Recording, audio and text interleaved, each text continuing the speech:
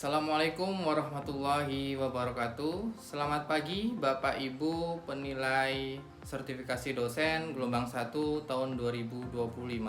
Perkenalkan, nama saya Sulis Purwanto, salah satu dosen program studi pariwisata Fakultas Pariwisata dan Perhotelan Universitas Negeri Padang.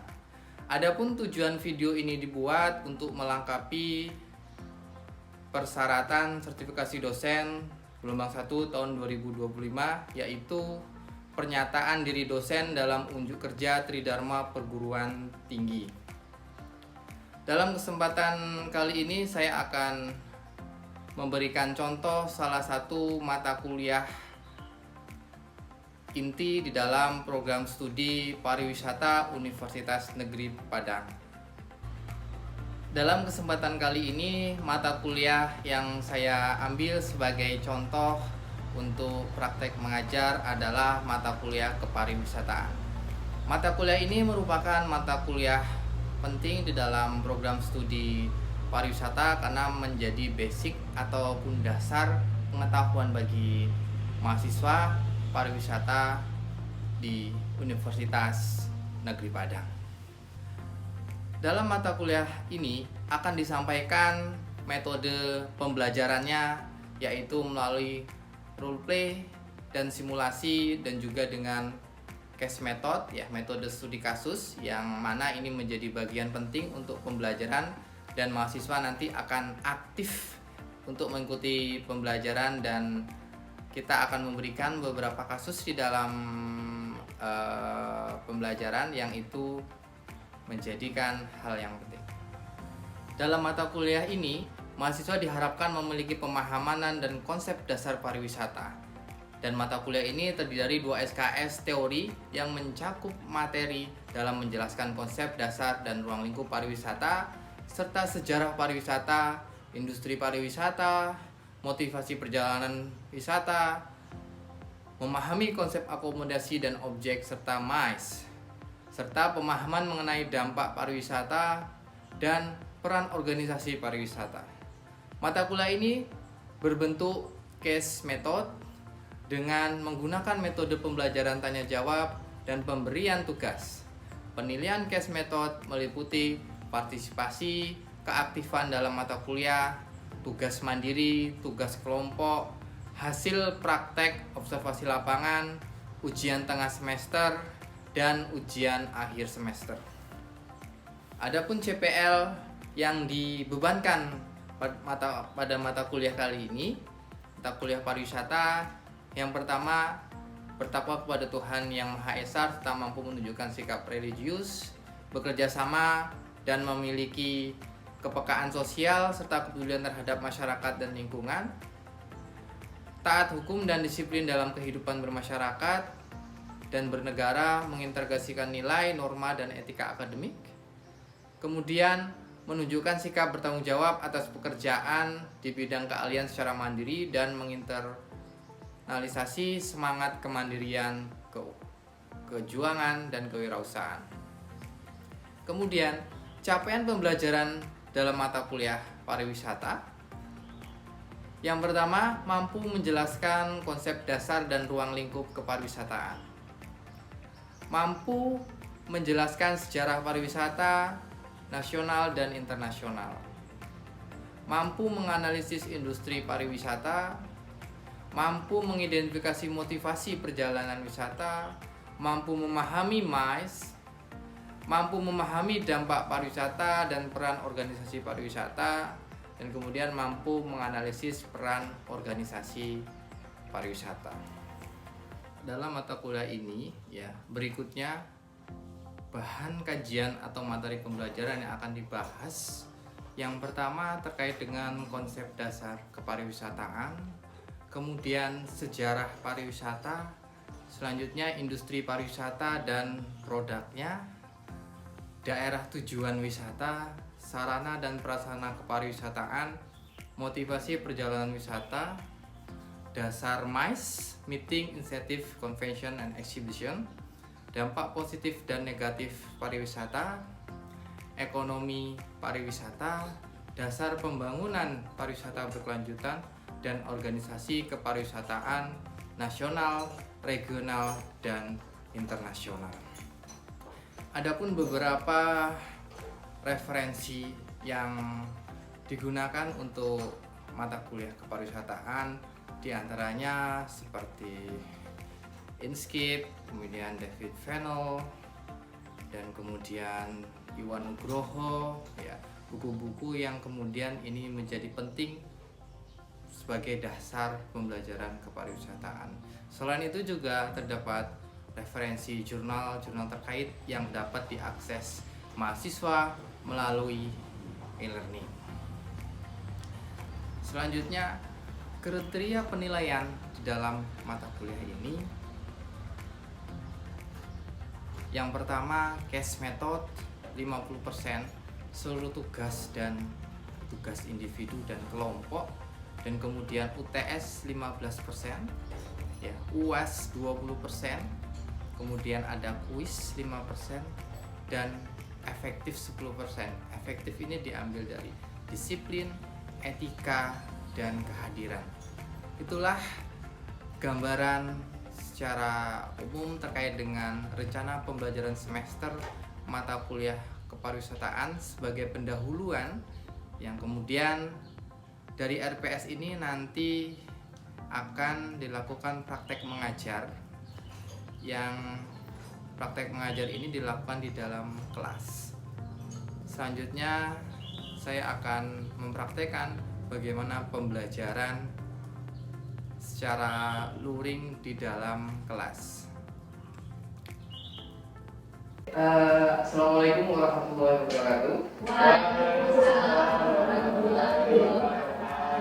Selamat pagi teman-teman. Pada kesempatan ini atau pertemuan ini kita akan membahas terkait dengan pariwisata. Jadi ini pertemuan berikutnya, ya, yang kemarin kita sudah membahas bagaimana konsep dasar pariwisata. Jadi kita membahas dalam pertemuan ini adalah dampak pariwisata. Jadi dampak ini penting untuk kemudian diperhatikan. Nanti kita akan bahas lebih jauh bagaimana pariwisata itu memberikan dampak pada semua kalangan, baik Anda yang di sini ataupun nanti yang di luar sana. Baik, sebelum kita memasuki materi, ya, dalam pertemuan ini kita akan dulu namanya. Maka Aymuna. Laura Winata itu Maulana Adil, Mila Karmila, Muhammad Ridho Kurniawan, Nata Cantika, Naila, Rizala, Suci Nurul, Tasya. Oke, ini nanti juga dipotong-potong. Dalam mata kuliah ini kita membahas bagaimana dampak pariwisata. Teman-teman di sini dari itu sudah paham namanya dampak. Dampak itu apa? Akibat, risiko. Jadi kalau ada dampak itu sebelumnya ada apa? Ada kejadian, ada sesuatu, kemudian itu berdampak. Dampak ini ada sesuatu yang membuat kemudian dia berdampak. Jadi begitu dampak. Sama juga hanya dengan pariwisata. Pariwisata ini membawa dampak. Jadi kalau kita berbicara terkait dengan pariwisata ini, ya, karena mengembangkan pariwisata itu kan tidak mudah, nggak semua orang tahu. Ini pendahuluannya. Jadi kita membahas bagaimana pariwisata itu membawa dampak di suatu wilayah. Teman-teman di sini pernah ke destinasi wisata? Terus ya. Udah pernah ke trip? Iya. Tripnya kemana? Nah, jadi pariwisata itu bila dilakukan dengan benar, risetnya dilakukan dengan jelas, kemudian dikelola dengan baik dengan swadaya masyarakat, namanya community based, ya, ya. Jadi pengelolaan dari masyarakat ini akan berdampak positif terhadap semuanya. Itu nanti kalau di masyarakat itu lingkungannya nggak terganggu. Kenapa? Karena memang di masyarakat kita terkait dengan kebersihan itu masih nah kita ya, jadi kita lihat dari dampak ekonominya. Jadi kalau dampak itu kan ada dampak kalau yang utama itu biasanya dampak ekonomi, dampak lingkungan, kemudian dampak apa? Kalau ke masyarakat itu namanya dampak apa? Sosial budaya masyarakat. Jadi kalau yang paling banyak itu adalah utamanya ini. Yang penting masalah perut dulu oleh masyarakat. Yang lain itu segera. Kenapa? Karena nanti kalau misalnya keuntungannya seperti apa, jadi perkara-perkara ini gimana menurutnya tidak. Jadi ini beberapa dampak ekonomi ya di pariwisata. Jadi penghasil devisa, pembangunan dan lain sebagainya gitu kan. Pendidikan, nilai politik. Jadi beberapa daerah mungkin yang diekspor untuk pariwisata ya. Kalau di Sumatera Barat saya cuma tahu nih. Kalau saudara belum. Oh, Lontar itu agak pelosok kali ke dalam gitu ya. Itu naik kapal sekitar 6 jam. Dan itu naik pompong itu di sana itu kapal yang kayu besar itu dibelah gitu. Kayak yang sekarang satu jalan itu. Dia lebih pendek. Satu orang, 3 orang gitu. Itu lewat sungai itu sekitar 7 jam sampai ke posisinya. Lumayan jauh ya Pak. Jadi kita ke lokasi itu jalannya 2 hari. Jadi misalnya hari ini kita naik kapal sel kan sekitar 4 jam terus menginap dulu kapalnya besok hari pagi sampai lokasinya. Itu pasti lumayan dan dengan adanya pariwisata itu mereka semakin lama pendidikannya meningkat. Kenapa? Karena ada interaksi antara masyarakat dengan wisatawan, juga dengan yang jual paketnya gitu. Jadi situ akan ada interaksi. Ini kesempatan kerja di mana juga sama gitu. Jangan sampai adanya pariwisata kesempatan kerjanya itu malah hilang gitu kan, malah orang-orangnya kemudian jadi harus waspada. Ini dampak negatifnya itu juga banyak. Pernah nggak ke tempat wisata terus segmen negatifnya adalah aku nggak mau makan di sini karena tempat wisata itu mahal. Iya, benar. Ya, ini yang terjadi sekarang kan gitu kan. Jadi makanya nggak di lokasi, makanya di tempat yang lain. Kenapa? Karena memang seperti itu kondisi masyarakatnya gitu. Akhirnya bagaimana? Kan banyak yang dulu dan itu menjadi masalah kita bersama gitu. Jadi karena kalau bukan kita yang menjadi siapa lagi gitu. Bagaimana kita kemudian penjualan itu yang sustainable itu seperti apa? Ya, yang berkelanjutan itu seperti apa? Makanya jangan sampai nanti terjadi hal-hal yang negatif. Lokal, kemudian harga, bahaya lagi pariwisata itu biasanya investor yang besar ini akan membangun sesuatu dan itu dampaknya besar. Kalau di Sumatera Barat itu relatif aman gitu. Ya, karena di sana ada tanah kuliah, jadi nggak bisa tanah itu dibeli sembarangan. Kalau di lain ya, bagaimana? Yang mana? Yang ada jauh yang mati.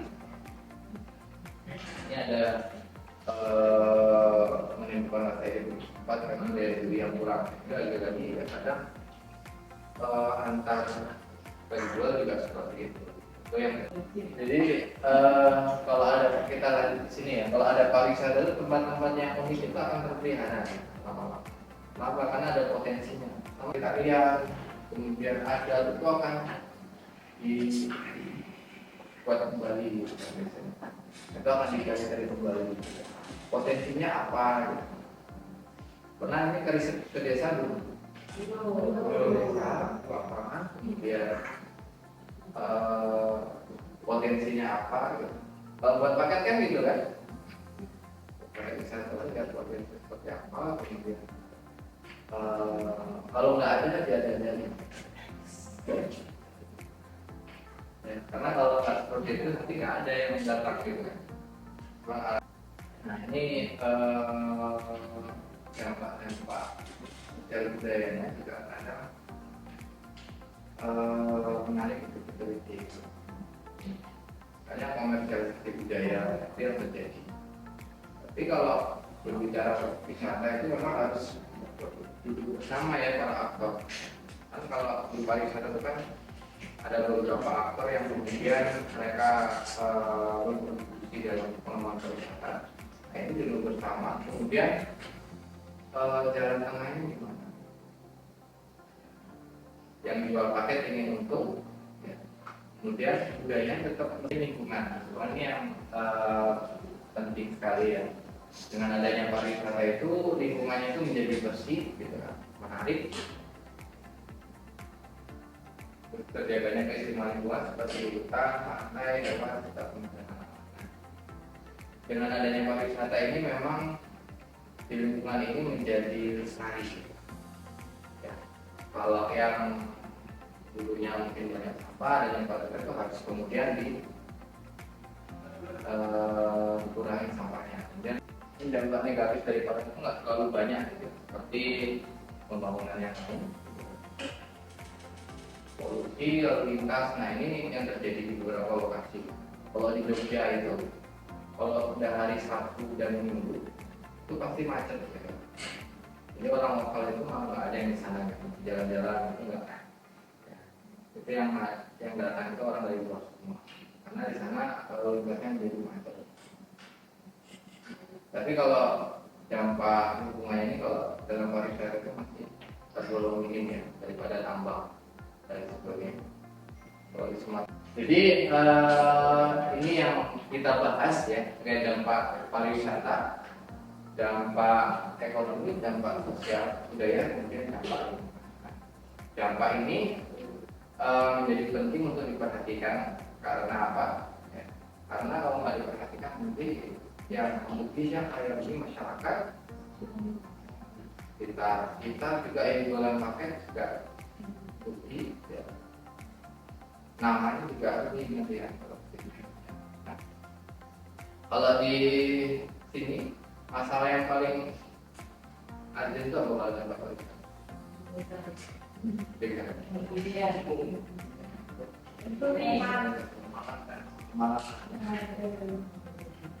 Ada kasus kemalakan ini masalah bersama, itu masalah apa? Masalah sosial. Pariwisata ini kalau terjadi kayak gini nanti akan sepi. Contohnya ini di Sumatera Barat itu ada danau Maninjau. Nah, dulu era 90-an itu ramainya luar biasa. Turis asing. Tapi sekarang tuh nggak ada turis asing. Gara-gara dulu ada kasus pembunuhan. Jadi, nah kasus seperti ini ya yang menjadi dampak negatif dari pariwisata. Kalau dilihat dari sosial budaya masyarakat, karena penting sekali ya di masyarakat sekarang itu kan kalau bicara wisata itu yang penting keamanan. Orang kalau udah wisata, dia tujuannya itu senang-senang. Pariwisata itu ketika dia berwisata, terus kemudian berwisata, terus kemudian banyak masalah nanti di lokasi, dia nggak akan datang lagi. Ya ini kasus apa dan sebagainya. Karena dia kenyamanan itu akan mengganggu kenyamanan dia, itu akan mengganggu kebahagiaan dia. Yang tadinya dia mau traveling, mau setiap aktivitas dengan misalnya dari kesehariannya, tiba-tiba di lokasi banyak masalah, ya pasti akan kecewa gitu. Makanya ini harus diperhatikan. Ini yang paling susah di sosial budaya. Kenapa? Karena berhadapannya dengan manusia. Kalau dengan lingkungan dia diem aja gitu. Tapi kalau dengan manusia dia punya berbagai macam perspektif ya. Ya kita lahir di secara bulan beda itu juga persepsinya berbeda. Apalagi dengan kondisi lingkungan yang berbeda-beda.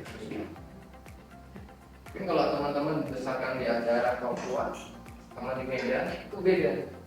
Beda lagi dibesarkan di Sulu, Padang dan sebagainya.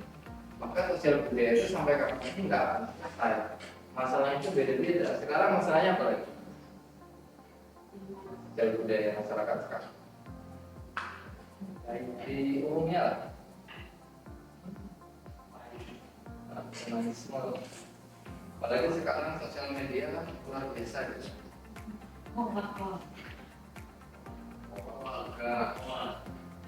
Jadi yang banyak itu misalnya untuk destinasi di Instagram tidak sesuai dengan aslinya.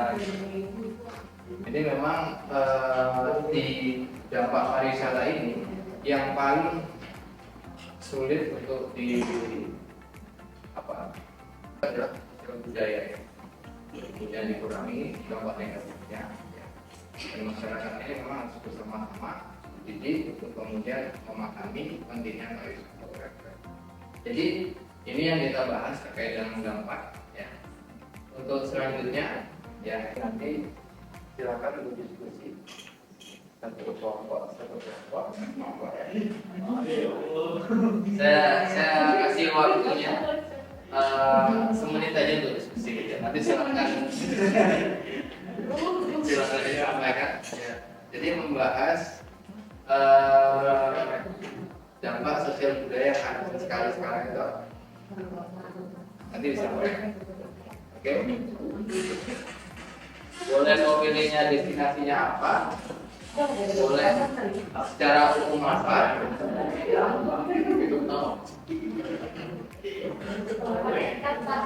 Tidak usah, harus bicara.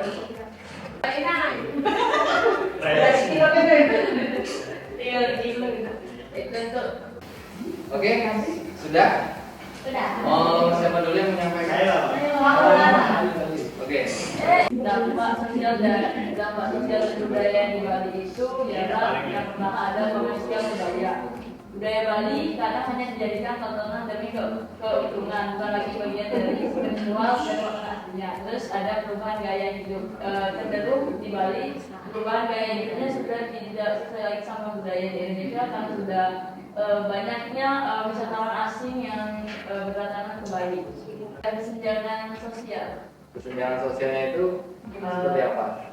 Rata-rata yang di Bali itu kan kayak lebih kelihatan orang lebih fancy pak ketimbang di daerah-daerah lain. Jadi di Bali itu kayak kelihatan lebih fancy. Jakarta aja yang bisa kita bilang itu kayak fancy, tapi kalau dibandingin sama Bali pak yang kelihatan lebih fancy. Perkenalkan, kami dari kelompok 3, kurang lebih 2 orang. Saya Maulana, saya kelompok 3. Jadi dampak negatif pariwisata kami mengambilnya di Gunung Rinjani Pak. Sesuai dengan berita kemarin yang ada dari orang Brazil yang meninggal, itu dampak negatifnya yaitu di Gunung Rinjani itu kurangnya keamanan yang diperhatikan oleh pemerintah. Contohnya seperti wisatawan dari luar negeri yang pertama kali ke Gunung Rinjani itu bisa meninggal di sana. Dan yang kedua itu kurangnya anak-anak di sekitaran Gunung Rinjani itu mereka lebih memilih untuk melanjutkan namanya karir mereka di dalam bidang porter ataupun pemandu di Gunung Rinjani. Mereka lebih memilih itu daripada melanjutkan ke bidang pendidikan. Udah gitu aja sih. Dari itu teman-teman dalam kesempatan ini terkait dengan kita membahas dampak pariwisata. Jadi dalam berdestinasi itu sering-seringlah untuk kemudian melihat jangan hanya untuk selfie, ya. hanya untuk foto-foto saja. Ya. kita kalau dalam pariwisata itu berarti mutu itu penting gitu ya. Untuk apa? Untuk promosi destinasinya, bukan untuk promosi gitu ya. Ya, ini kalau bagi mereka yang nggak paham, kalau mereka promosi dia gitu. Tapi kalau bagi kita pariwisata itu bukan sombong gitu kan. Itu untuk kemudian, oh ini loh destinasi ini menarik, yang lain harus berkunjung ke sini gitu, supaya apa nanti semakin ramai di sini. Jadi kayak gitu. Jadi mindsetnya dihilangkan gitu kan. Oh ini jalan-jalan di sini, posting gitu kan. Tapi kita tujuannya adalah untuk menarik orang untuk Oke, sampai ini kita sudah selesai untuk mata kuliah dampak pariwisata. Mudah-mudahan bermanfaat.